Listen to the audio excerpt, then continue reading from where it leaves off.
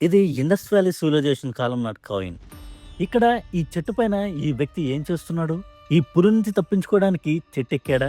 లేదా ఇది ఇంకేదైనా చూపిస్తుందా? రండి చూద్దాం. ఇక్కడ మనం ఒక స్టోరీని క్రియేట్ చేద్దాం.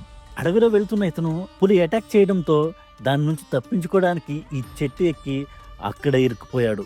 కానీ అక్కడ నుంచి అతడు ఎలా బయటపడతాడు? ఇక్కడ మనం జాగ్రత్తగా గమనిస్తే ఇతడి చెయ్యి ఒక చెట్టు కొమ్మను పట్టుకుని ఉంది. రెండవ చెయ్యి పైకి చూపిస్తూ ఉంది.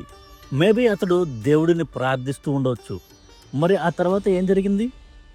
దీనికి కంటిన్యూషన్ నెక్స్ట్ కాయిన్లో ఉంటుంది. తన ప్రార్థనను విన్న దేవుడు పైనుంచి మనిషి శరీరంతో కింద భాగం ఎద్దు శరీరంతో ప్రత్యక్షమయ్యి ఆ పులి మీద దాడి చేసి అతడిని రక్షించి ఉండవచ్చు.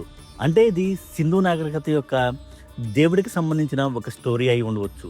మరి జాగ్రత్తగా గమనిస్తే హాఫ్ హ్యూమన్ హాఫ్ యానిమల్గా వచ్చిన ఈ గాడ్కి పొడవైన కొమ్ములు ఉన్నాయి, పొడవాటి జుట్టు ఉన్నది. అంతేకాదు తనకి బహిర్గతమైన వక్షోజాలు కూడా మనం చూడవచ్చు.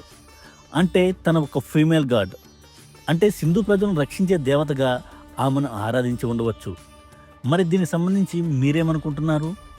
కింద కామెంట్స్లో చెప్పండి.